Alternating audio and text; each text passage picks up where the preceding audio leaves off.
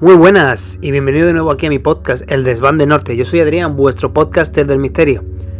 Y nada, como cada fin de semana, cada viernes hablaremos de diferentes temas relacionados con lo extraño, relatos increíbles, sucesos paranormales, asesinos seriales y un tema que me interesa muchísimo, las extrañas desapariciones, un tema muy complejo.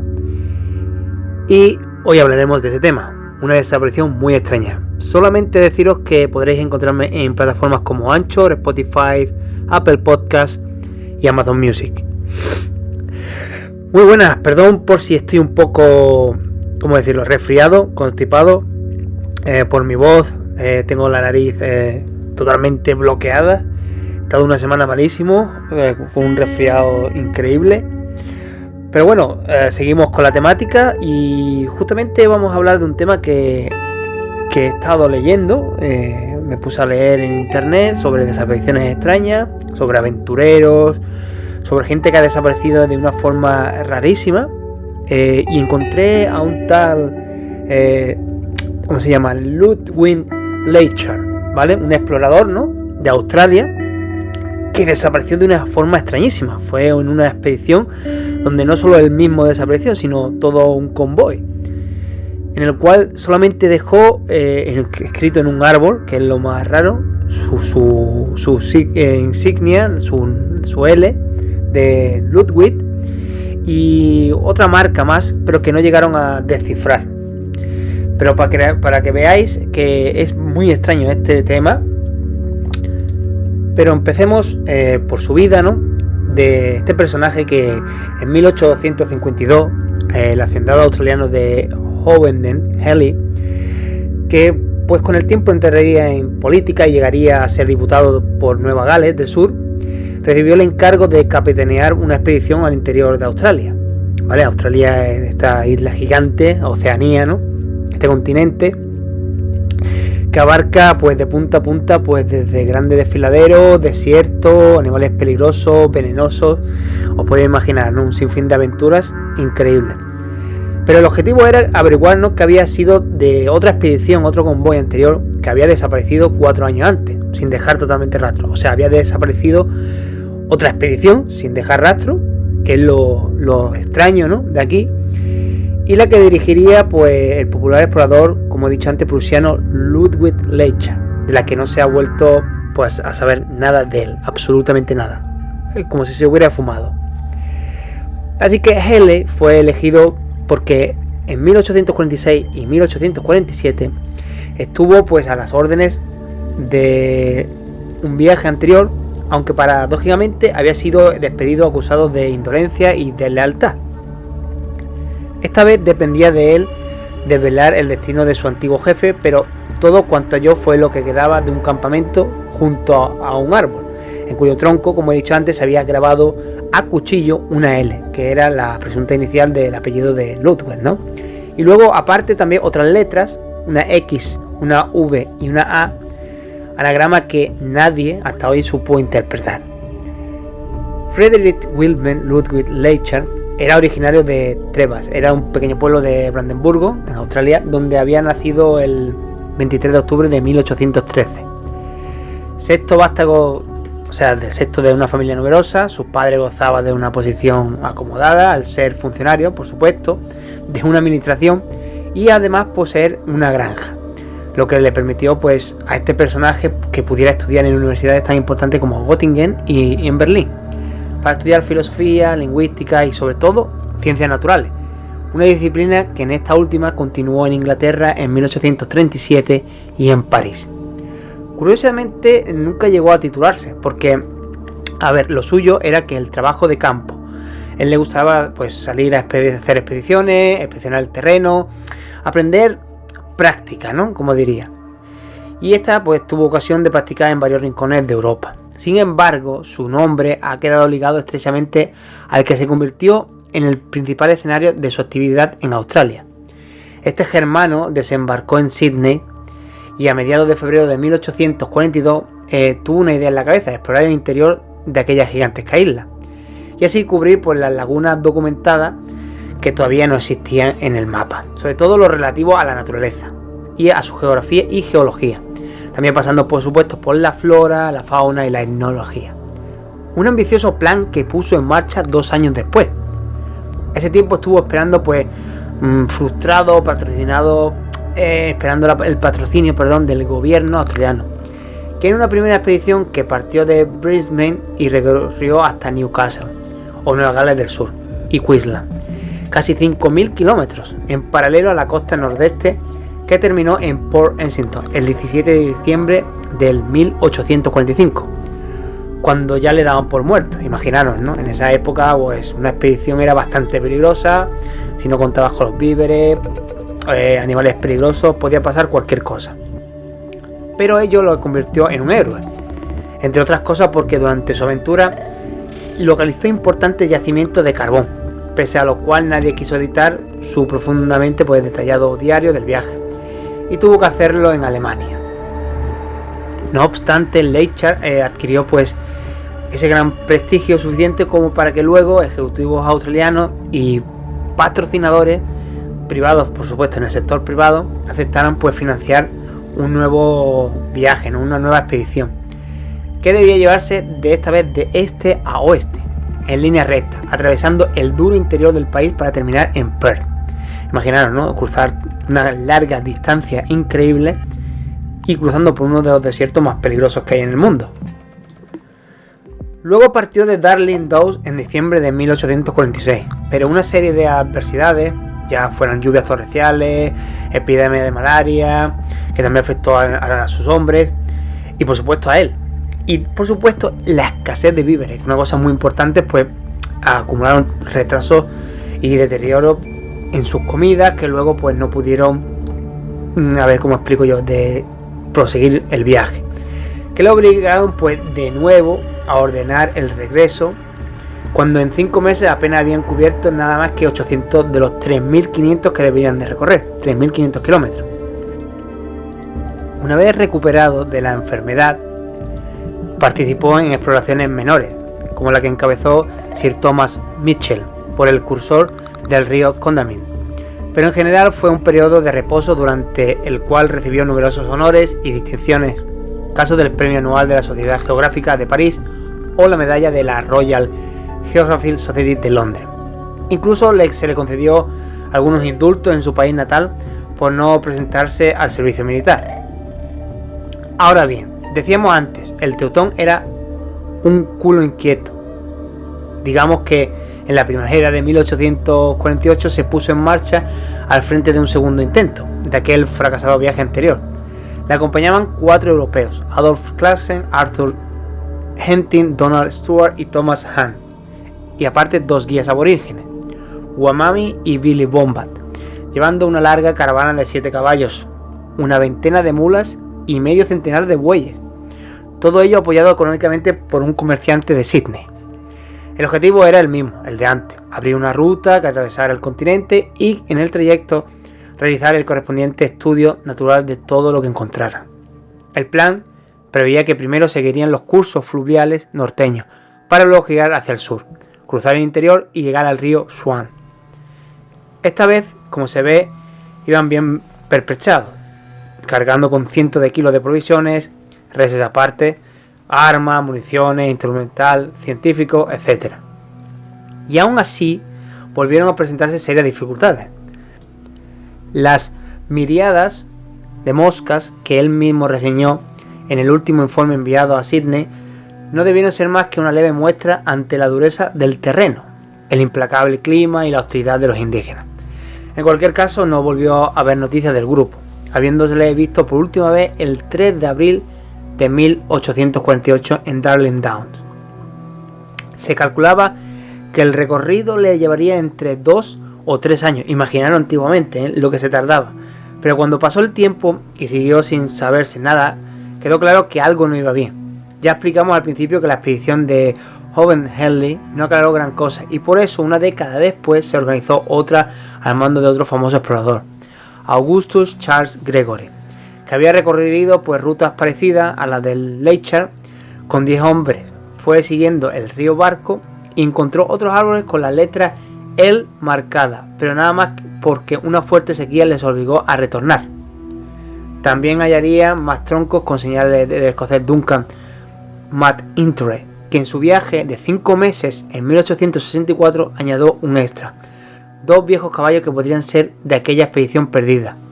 La aportación de McIntyre llevó a constituir una peculiar comité popular de búsqueda, ¿no?, integrado por las damas de Sydney, que le financió otra nueva expedición para el siguiente año. Está a cabo en un desastre con la mayor parte de los caballos muertos en el desierto, lo que obligó también pues a usar camellos, y el propio McIntyre falleció de fiebre junto a su ayudante sin que obtuviera ningún tipo de resultado en la misión. El relevo lo tomaría John Forrest, que tiempo después sería ministro, en 1869. Debía comprobar que había desierto en una historia que contaban los nativos sobre la muerte que habían dado a unos hombres blancos años atrás, y averiguar si podían haber sido pues Leichhardt y sus compañeros. Pero después de rastrear 3.600 kilómetros en más de un centenar de días, volvió con las manos vacías y sin nada concluyente, pues unas osamentas equinas que encontró en el desierto parece que eran de otra expedición, de 1854.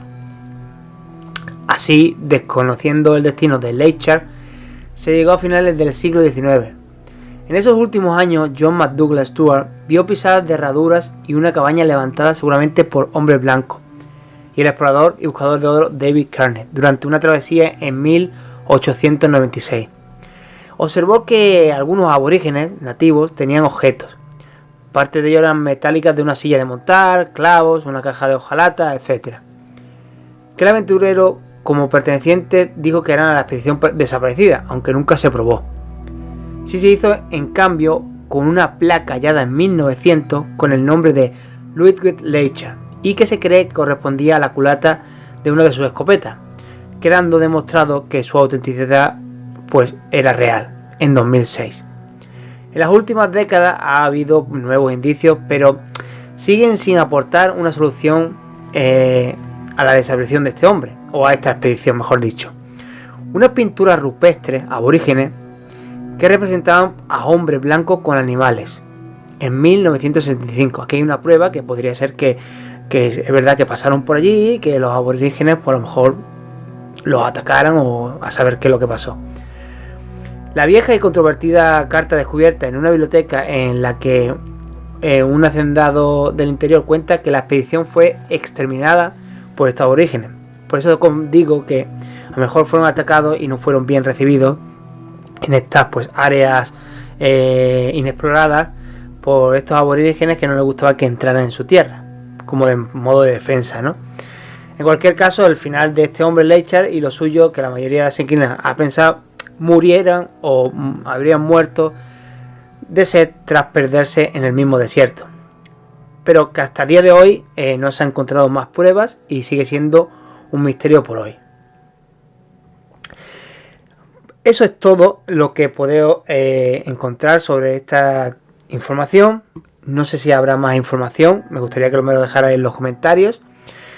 Pero aquí no es que haya algo de ¿cómo diría yo?, de extraño, ¿no? O sea, las antiguas expediciones, como tanto las de las Amazonas, las de África o cualquier otro tipo de expedición salvaje, y cuando me refiero a lo salvaje es a lo inexplorado, ¿no?, a lo nuevo, a esos lugares donde el hombre todavía no ha llegado, o diría yo más bien el hombre blanco, ¿no?, en este tipo de expediciones, ¿no?, como la de John Foster, el cual desapareció en el Amazonas intentando buscar la ciudad perdida Z, que es un tema también bastante interesante, y el cual pues nunca se supo tampoco nada de él. Pero aquí las razones más obvias y más lógicas que podría decir es que eran expediciones muy duras. O sea, Oceanía, Australia, es gigantesca, es una enorme isla con grandes extensiones de desierto, auténticamente seco, donde el agua pues no abunda y puede llegar a tener una muerte segura si no sabe dónde camina, aparte de los animales peligrosos que hay. Y cuando me refiero a peligrosos, no es que te vaya a atacar, por ejemplo, un leopardo, un león, sino a los animales más pequeños con una capacidad letal de veneno que puede matarte en cuestión de segundos o minutos. Y claro, en medio de un lugar como ese no tienes los recursos como para tener un antídoto o es que sí lo hay, que es lo más probable que no lo haya. Y Australia pues se le conoce por tener animales bastante peligrosos, desde arañas, serpientes o cualquier otro tipo de animal más grande es bastante peligroso. De todas maneras, estas expediciones antiguas es obvio que te pudieras perder fácilmente si por cualquier tormenta, ya fuera de arena, tormenta eléctrica, tormenta de torrenciales de lluvia. Son muchos los aspectos a tener en cuenta este tipo de desapariciones, pero aquí lo extraño es que este personaje fue dejando marcas y señales en árboles y en sitios donde él había pasado. Pero claro, aquí también tenemos animales peligrosos que podían haber pues diezmado esta expedición poco a poco en el viaje y que hubieran que ir quedando pocos exploradores, con lo cual es mucho más trabajo, una expedición más dura. Y claro, ¿eso qué es lo que tiene? Pues una dureza extrema, en la que te vas agotando rápidamente las provisiones, que si los animales van muriendo. Y luego tenemos el factor aborigen o nativo, donde posiblemente las tribus no recibían muy bien al hombre blanco. En esa época pues a lo mejor intentaban defender su terreno, que no intervinieran o simplemente no entraran en su terreno para que lo conquistaran, cualquier cosa, ¿no?